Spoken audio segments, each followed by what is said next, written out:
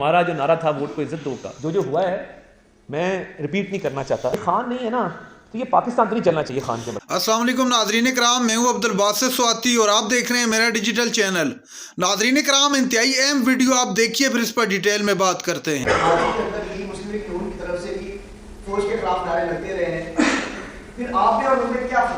فرق یہ ہے میرے بھائی کہ اس ملک میں لوگ پھانسیاں چڑھ گئے، جلا وطنیاں کاٹی، لوگوں نے اپنی جانوں کے نذرانے پیش کیے، قیدیں کاٹی، قلعے کاٹے. تنقید برائے اصلاح ضرور لوگوں نے کی. 9 مئی جیسے حملے کسی نے نہیں کیے، کسی شہید کا کسی نے مذاق نہیں اڑایا. فرق یہ ہے کہ ہمارا جو نعرہ تھا ووٹ کو عزت دو کا وہ آپ کے سامنے ہے. ہم تو کہتے تھے نیوٹرلٹی آ جائے، اور وہ پھر میں ریپیٹ نہیں کرنا چاہتا کہ اپریل میں کیا ہوا اور خان صاحب نے کیا کیا، مگر بات صرف اتنی ہے کہ کچھ لائنز کراس نہیں ہونی چاہیے. آزادی اظہار رائے کا حق موجود ہے، تنقید برائے اصلاح ضرور ہو سکتی ہے، مگر اگر شہیدوں کے خون کا مذاق اڑایا جائے گا اس کی اجازت نہیں ہے. 9 مئی جیسے حملوں کی اجازت نہیں ہے. کسی اور سیاسی جماعت نے یہ نہیں کیا جنہوں نے کیا.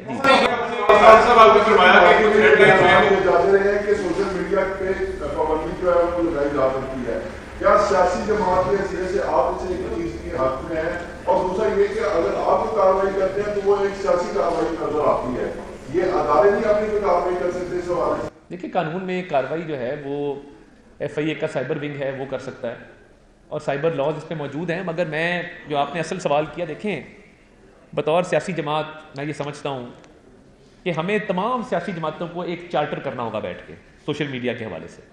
اس میں خواتین کے خلاف جو کیمپینیں چلتی ہیں، گالم گلوچ کی، بد اخلاقی کی، جو لوگوں پہ جھوٹے بے بنیاد الزامات لگائے جاتے ہیں، جو ریڈ لائنز کراس ہوتی ہیں، جو گالم گلوچ ہے، بد اخلاقی ہے، یہ ہم اپنے آپ پہ لاگو کریں. اسٹیٹ کا کام نہیں ہوتا اس کو ریگولیٹ کرنا. ہم نہیں کریں گے تو پھر اسٹیٹ ریگولیٹ کرے گی. مگر کاش ہم بیٹھ جائیں، کیونکہ کچھ اب آج کل معاملہ شروع ہو گیا، ملک سے باہر بیٹھے کچھ ہمارے اینکر، کچھ صحافی ہیں، وہ کیا کرتے ہیں، وہ صبح اٹھتے ہیں، وہ کہتے ہیں یار آج پاکستان کی اسٹاک مارکیٹ کس طرح کریش کریں، آج پاکستان میں انویسٹمنٹ کیسے روکیں. یہ خان نہیں ہے نا تو یہ پاکستان تو نہیں چلنا چاہیے خان کے بغیر. یہ صبح سوچ ہوتی ہے. کافی پی رہے ہوتے ہیں اسٹار بکس کی باہر بیٹھ کے ٹھنڈی ہواؤں میں. آئے نا ادھر آ کے رہے پاکستان کے اندر، دیکھیں کیا حالات ہے. لیکن جب 9 مئی کا واقعہ ہوا اس کے بعد ہم نے دیکھا کہ بہت سارے ایسے واقعے ہوئے کہ جو اس کے اندر ملوث کچھ کارکنان تھے اور کچھ نہیں تھے. صرف محض ان کی سیاسی جماعت کی وجہ سے، ساتھ دولت کی وجہ سے پولیس کے گھروں کے اندر گھسی، توڑ پھوڑ کی گئی، ماؤں بہنوں کی عزتوں پر ہاتھ بھی ڈالا گیا. ابھی آپ نے ایک نئی لسٹ کا جو ہے وہ عطیہ دیا ہے، تو کیا ہم ابھی ایکسپیکٹ کر سکتے ہیں کہ یہ نئی ویو جو 9 مئی کے بعد چلی تھی، جو لوگوں کے گھروں کے اندر جو ہے وہ جو اس کا تقدس جو ہے وہ کمال کیا گیا تھا، دوبارہ وہی ہوگا؟ ہمارے ایک ایم پی ہیں سلمان خالد بٹ صاحب، گجرانوالہ سے، قومی بٹ ان کو کہتے ہیں.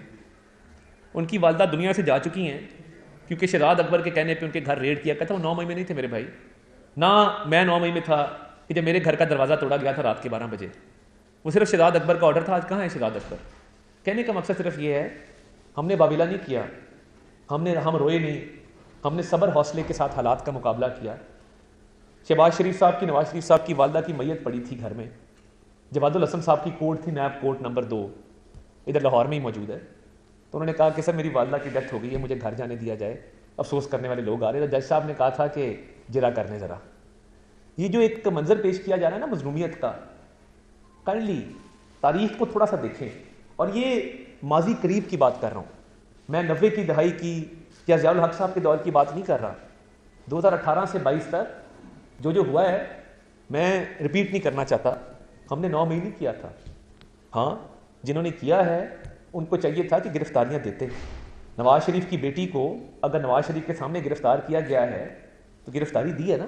اس ڈر سے وہ باپ کو ملنا چھوڑا تو نہیں کہ میں گرفتار ہوں کہ میں کہیں اور نکل جاؤں، گھر پہ ریڈ ہو جائے.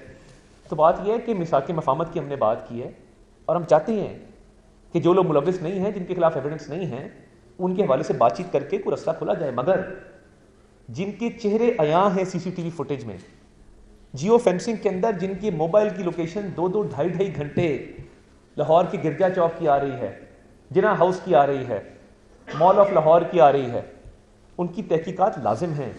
اور یہ جو شہداء کے حوالے سے میں نے بات کی، یہ قطعاً کوئی وچ ہنٹنگ کیمپین نہیں ہے، یہ قطعاً کوئی سیاسی انتقام نہیں ہے. یہ ایویڈنس بیسڈ آپ کے سامنے میں اس لیے بات کر رہا ہوں. میں چاہتا تو یہ فرشتے بنا کے چپ کر کے بیٹھ بھی سکتا تھا. آپ کے سامنے میں میڈیا کو جواب دوں.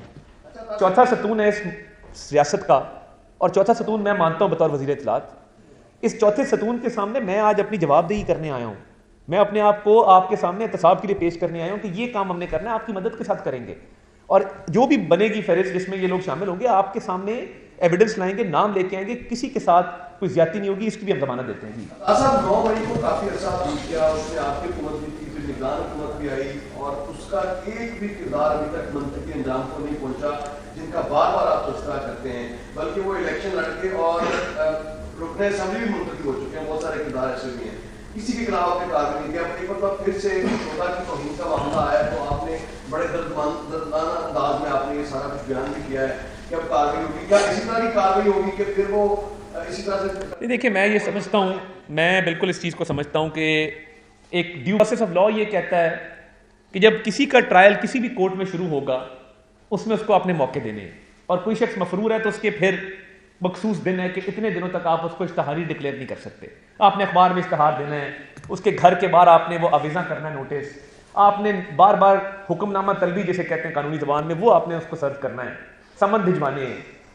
تو جب تک قانونی کارروائی پوری نہیں ہوتی, قانونی لوازمات پورے نہیں ہوتے, وہ اکثر. ناظرین کرام, آپ نے ویڈیو دیکھی, انتہائی اہم گفتگو تھی عطا تارڑ کی جب وہ پریس کانفرنس کر رہے تھے. پریس کانفرنس کے دوران ان سے بہت سارے سوالات کیے گئے صحافیوں کی جانب سے.